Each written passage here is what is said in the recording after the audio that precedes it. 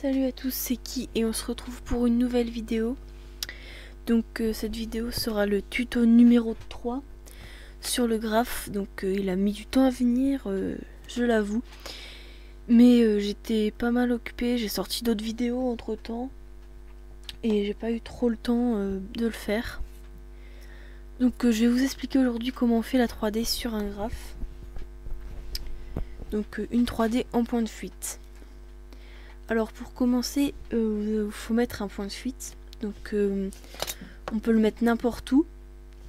Moi j'aime bien mettre le point de fuite ici en bas. Donc un point de fuite ici. Vous pouvez en mettre un en haut, au milieu par exemple, caché sous une lettre.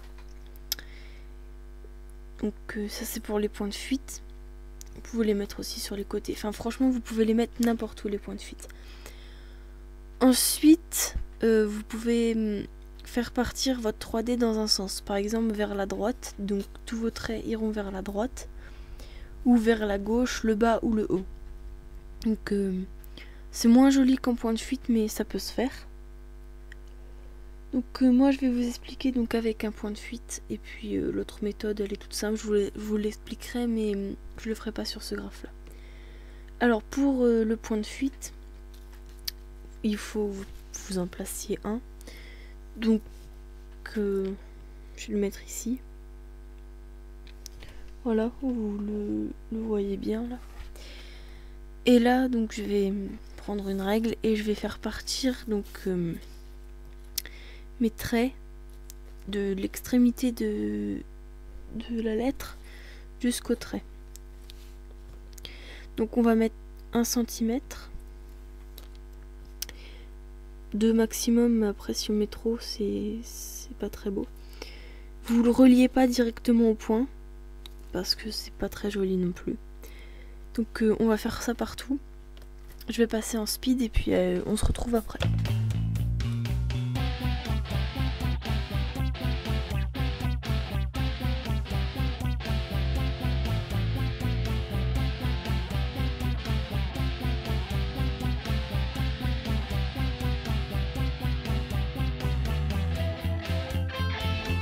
Donc tous mes traits vers le point de fuite sont faits. Maintenant il ne reste plus donc qu'à les fermer. Alors pour les fermer, il faut reproduire le trait de la lettre sur le trait de la 3D. Il faut vraiment faire quelque chose de symétrique. À la limite vous prenez la règle. Voilà. Et donc vous faites ça sur tous les endroits. Alors si vous avez des petits problèmes, par exemple là mon trait est pas fini parce qu'il fait pas 1 cm là, vous pouvez placer donc très léger au crayon de papier un petit point pour voir où est-ce que votre trait va aller, parce que faut pas le relier comme ça, voilà, là c'est plus correct. Donc je passe en speed cette partie là et je vous explique la suite.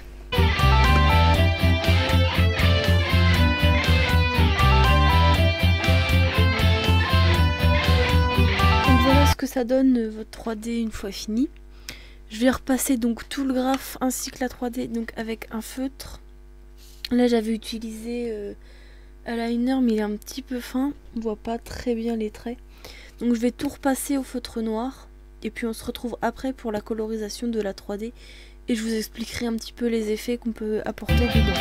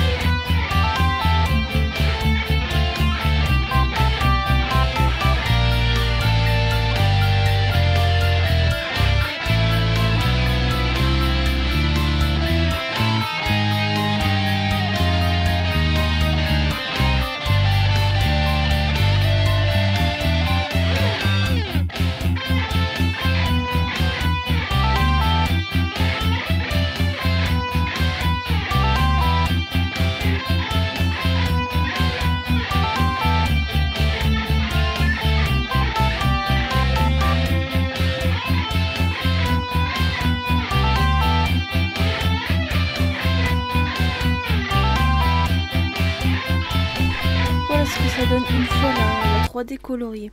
Donc maintenant je vais vous montrer quelques petites choses qu'on peut faire pour rendre le graphe encore plus joli. Donc je vais déjà repasser tout le tour en noir pour bien le faire ressortir. Donc,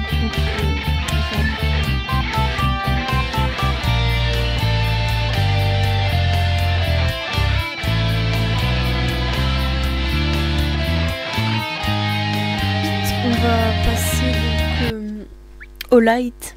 Donc les lights c'est quoi? Donc c'est les petits traits blancs qui vont se retrouver sur les côtés des lettres pour faire ressortir encore plus le graphe. Je sais pas si j'ai quelque chose dans mon black book où il y en a que je vous montre. Parce qu'il y a plein de choses qui n'ont pas été finies. Donc, par exemple, sur ce graphe là, c'est les parties blanches qu'il y a là. Donc ça c'est les lights. Donc là elles sont très fines, mais sur ce graphe par exemple, elles sont un peu plus grosses. Ça dépend donc de la taille des lettres et tout. Donc revenons à notre graphe.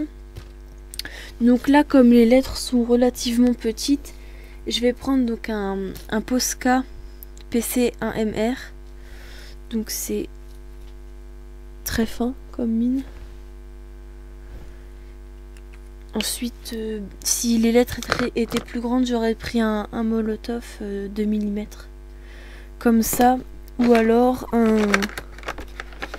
un Posca PC3M.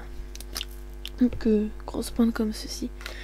Mais celui-là il est vide, donc il sert un peu à rien. Enfin bref. Alors moi ce Posca là il bug un petit peu le mien. Du coup je suis obligée de l'utiliser avec un papier. Pour pas en mettre partout.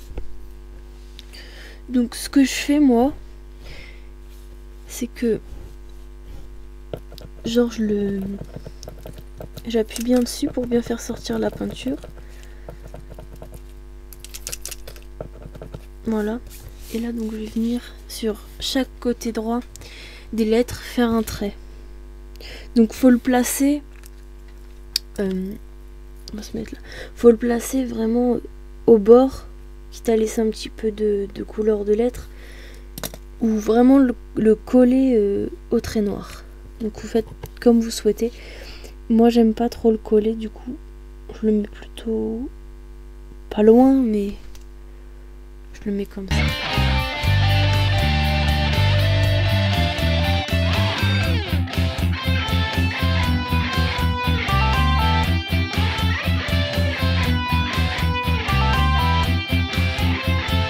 Donc voilà pour les lights, donc ça donne vraiment un effet plus joli au graphe. Donc après vous pouvez faire une outline. Donc la outline c'est un trait qui passe autour du graphe pour le faire encore ressortir. C'est tout pour faire ressortir les lettres.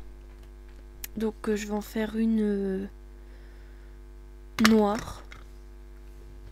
Donc moi je la mets à peu près comme ça.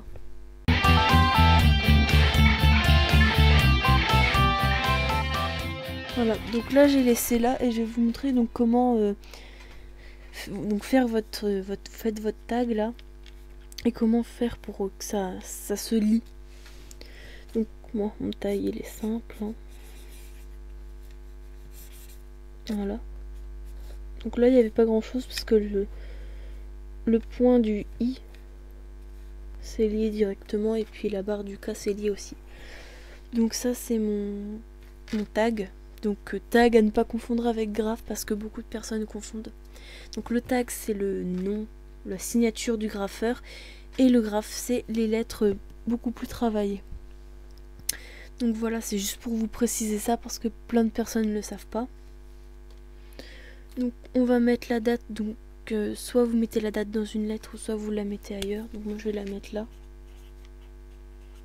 Voilà. Et ce tuto donc est fini. J'espère que vous aurez bien compris la méthode de la 3D. C'est pas très bien compliqué.